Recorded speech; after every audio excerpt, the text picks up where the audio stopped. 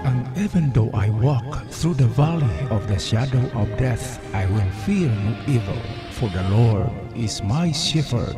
Magandang buhay mga ka-TH. Ito yung hinahanap ko na marker. Sana makakita ako ng ganito sa kabundukan. Ito yung giveaway marker, mababaw lang, malapit sa bato, at siguradong makuha nyo ito. Magandang buhay sa lahat. Ito'y wow markers. Ito yung textbook markers ng giveaways. Ang letter C na mayroong dot at itong maiksi na arrow na nakatayo. Palagi natin itong pinag-usapan, di ba?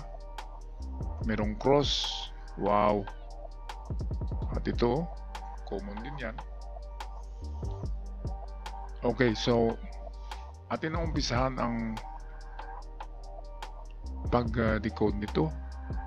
Unahin natin tong unang litrato.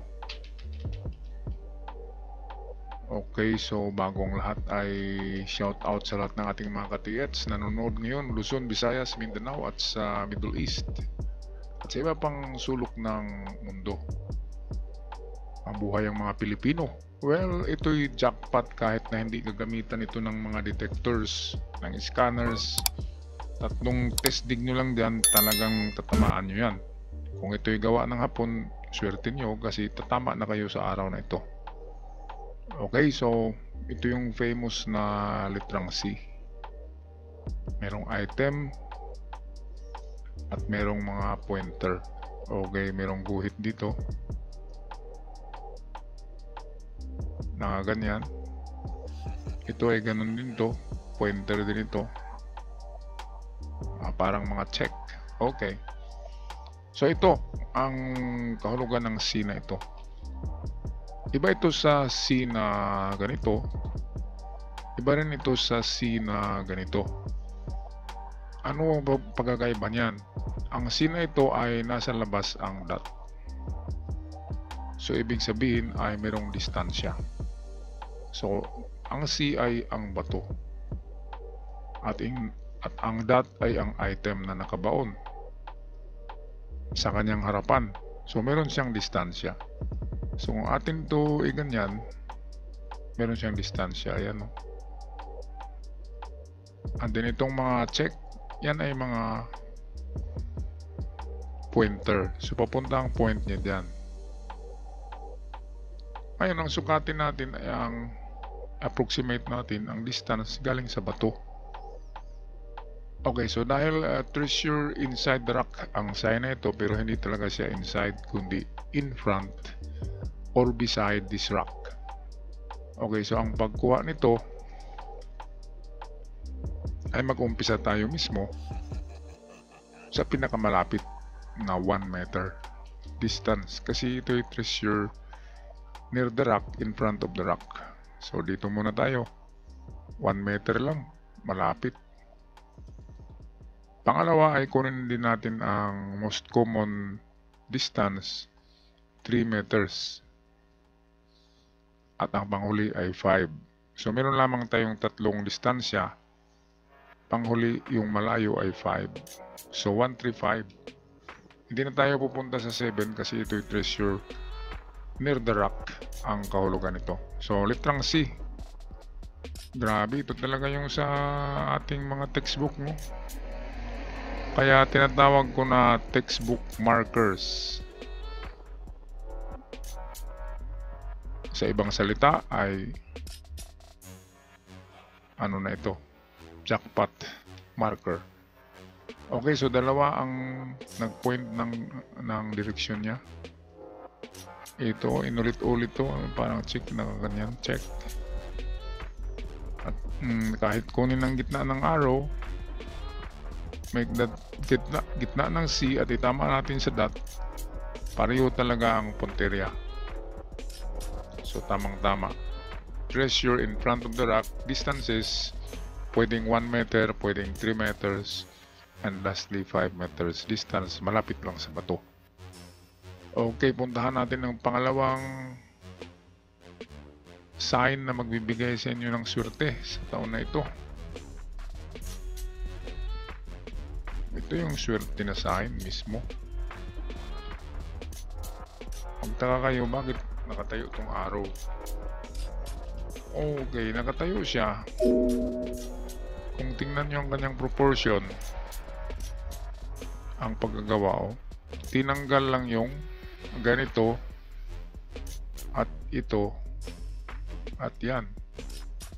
Yan lang ang nawawala. So kung tanggalin natin, ayan, yan ang lalabas. Ngayon, ito'y nagsasabi na mayroong ginto. So kin. Ngayon, merong dot dito. Ito yung lalim niya. Ngayon, meron pang dot dito. Ito, 4. So, 4, meaning 4. Tama talaga, diba? Sabi ko palagi sa inyo na kapag short arrow ay 4 meters. Ngayon, ito binigay niya. 4 na dot is 4 meters distance.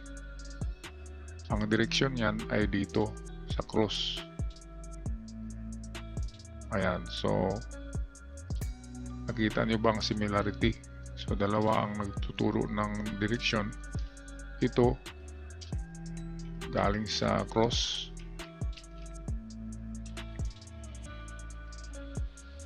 and then ito naman pagdugtungin natin itong 4.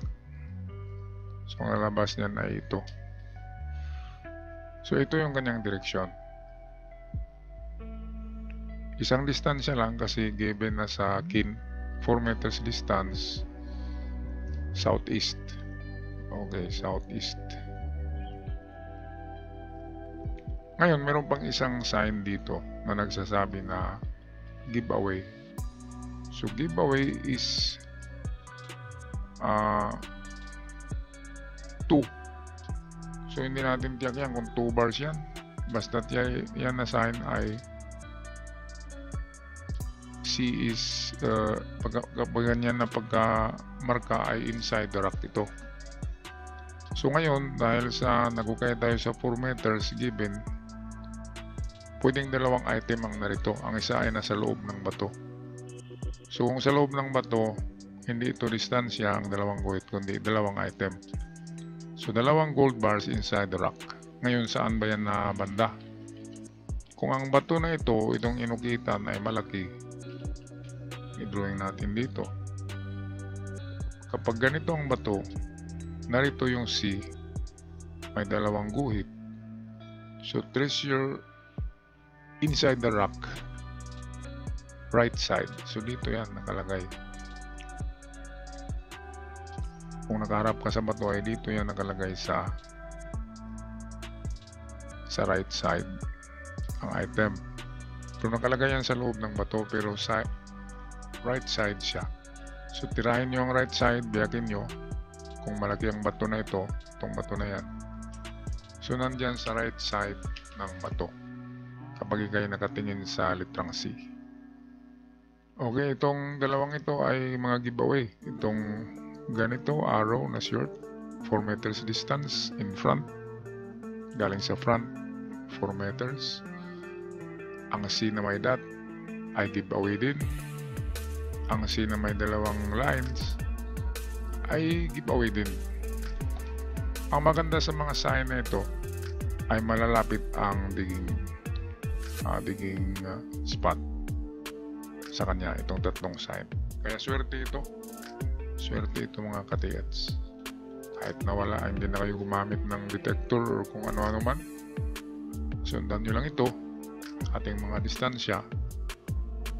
Okay, so itong C na, itong dito sa picture, C na may dalawang linya na maiksi, ito ay inside the rock.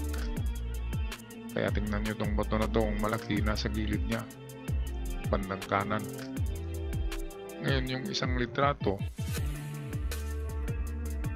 ito ay treasure in front. So merong treasure in front, treasure inside the rock, ito, at treasure in front na naman at bandang southeast.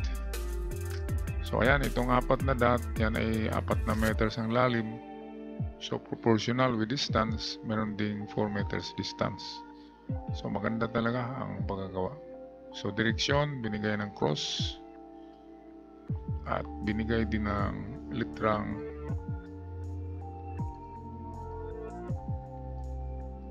at dito may nagbigay din ng direksyon ito.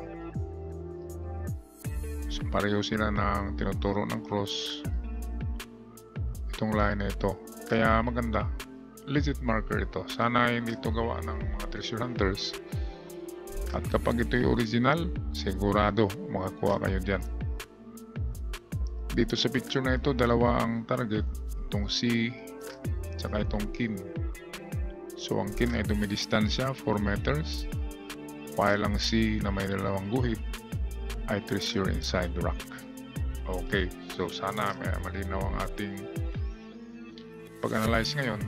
At idagdag nyo na lang sa inyong sariling analysis. At kung pagpaalam ng mga kids, maraming salamat. Huwag kalimutan mag-subscribe sa ating channel para palagi kayong updated sa mga uploads. Until then, see ya!